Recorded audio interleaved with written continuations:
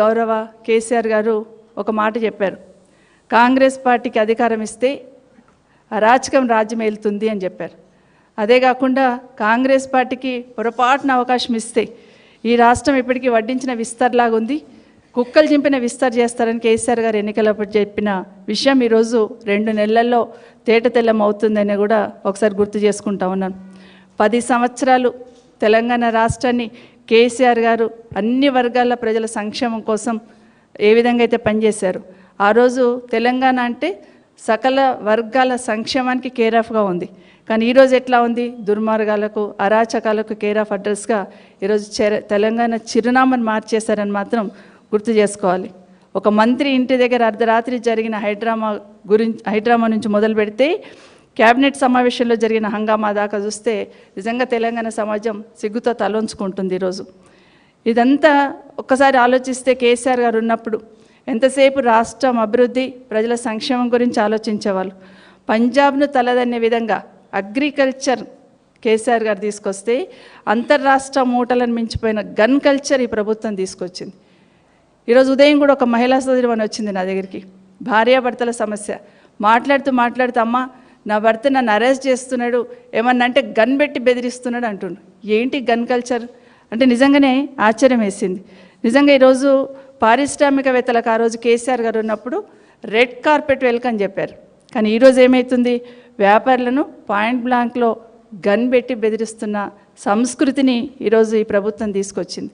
నిజంగా ఇది బాధ అనిపిస్తుంది. అందుకే పెట్టుబడులని వెనక్కి పోతున్నాయా, ఈ రాష్ట్రంలో పెట్టుబడులు పెట్టడానికి జంకుతున్నారని అనిపిస్తున్న విషయాన్ని ఒకసారి గుర్తు చేస్తూ ఉన్నాను. అసలు ఈరోజు మంత్రి గారి ఇంటి మీదకి పోలీసులు పోయారు. అసలు ఎందుకు పోయారు? ఎవరు పంపించారు? నిజంగా ఆ రోజు చూస్తూ ఉంటే అర్ధరాత్రి టాస్క్ ఫోర్స్ వాళ్ళు మంత్రి గారి ఇంటికి పోతూ ఉంటే ఆ రోజు మాట్లాడుతున్న సందర్భంలో సీఎం గారికి అత్యంత సన్నిహితుడైన అతని దగ్గరే ఈ డిస్కషన్ జరిగింది, సెటిల్మెంట్ జరిగింది. అక్కడే బెదిరించిండని లింక్ బయటపడ్డా కూడా అసలు అతని గురించి ఎంక్వైరీ చేసిండంటే లేదు. అసలు నిజంగానే మంత్రి గారి ఇంటి మీదకి పోతున్నప్పుడు ఎఫ్ఐఆర్ ఉందా? అసలు ఎఫ్ఐఆర్లో ఏం రాశారు? అసలు కంప్లైంట్ ఎవరిచ్చారు? అదన్నా కనీసం ప్రజల ముందు పెట్టాలి కదా పోలీస్ శాఖ డ్యూటీ ఏంటి? ఒక ఎఫ్ఐఆర్ బుక్ చేయాలన్నప్పుడు, ఒకరింటి మీదకి పోతున్నప్పుడు ఆధారాలు ఉండాలి. ఒక మంత్రి గారేమో లెటర్ రాశారంటారు, మరి ఆ మంత్రి గారు లెటర్ రాశారా లేదనేది పోలీస్ శాఖ చెప్పాలి. మరి మంత్రి గారి ఇంటి మీదకి ఇంకో మంత్రి గారి ఇంటి మీదకి వెళ్తున్నప్పుడు కనీసం ఎఫ్ఐఆర్ ఉందా లేదా? ఎఫ్ఐఆర్ ఉంటే ఏ బేసిక్ మీద ఎఫ్ఐఆర్ చేశారు, దాంట్లో ఎవరెవరి పేర్లు ఉన్నాయి, ఇవన్నీ చెప్పాల్సిన అవసరం ఉందా లేదా? అసలు నిజంగానే మంత్రి గారి ఇంటికి వెళ్ళమని ఆదేశించింది ఎవరు? అదన్న వివరాలు ప్రజల ముందు ఉంచాలి కదా. ఇవన్నీ వదిలేసి ఆ రోజు ఒక హైడ్రామా జరిగింది, అయిపోయింది అన్నట్టు వదిలేస్తూ ఉన్నారు. పోలీస్ శాఖ సంబంధించిన డీజీపీ గారు ఎవరైతే హెడ్గా ఉంటారో వారికే నేను ఇవన్నీ ప్రశ్నలు అడుగుతూ ఉన్నాను. ఎందుకంటే అసలు మంత్రి ఇంట్లో ఒక నిందితుడు ఉన్నాడని మీరు పోయి ఉన్నారు. అసలు నిందితుడికి ఆ ఇంట్లో ఆశ్రయం ఇవ్వడం నేరమా కాదా? అక్కడ ఉన్నాడంటే అది తప్పు అవుతుందా కాదా? ఒకసారి పోలీస్ శాఖ మననం చేసుకోవాలి. నిందితుడిని అరెస్ట్ చేయడానికి వెళ్ళినప్పుడు పోలీసులను అడ్డుకోవడం కూడా నేరమే కదా. ఒకటి ఆ ఇంట్లో పెట్టడం ఒకటి నేరం, అర్ధరాత్రి ఆ ఇంటి మీదకి పోవడం ఒకటి తప్పు. మంత్రిగా ఉన్నప్పుడు మంత్రి ఇంటి మీదకి వెళ్ళమని ఎవరు ఆదేశాలు ఇచ్చారనేది ఖచ్చితంగా ప్రజల ముందు చెప్పాలి. అసలు ఆ వెళ్ళడానికి వాళ్ళ ఇంట్లో నిందితుడు ఉండడానికి ఎవరు కంప్లైంట్ ఇచ్చారనేది కూడా చెప్పాల్సిన అవసరం ఉంది. అసలు నిందితుడిని మంత్రి గారే స్వయంగా కారులో తీసుకొని వెళ్ళిపోతే దాని మీద విచారణ ఉండదా? పోలీసులు మరి అది తప్పా కాదా? సమాజంలో ఇట్లా ఎవరైనా తీసుకెళ్తే మీరు యాక్సెప్ట్ చేస్తారా?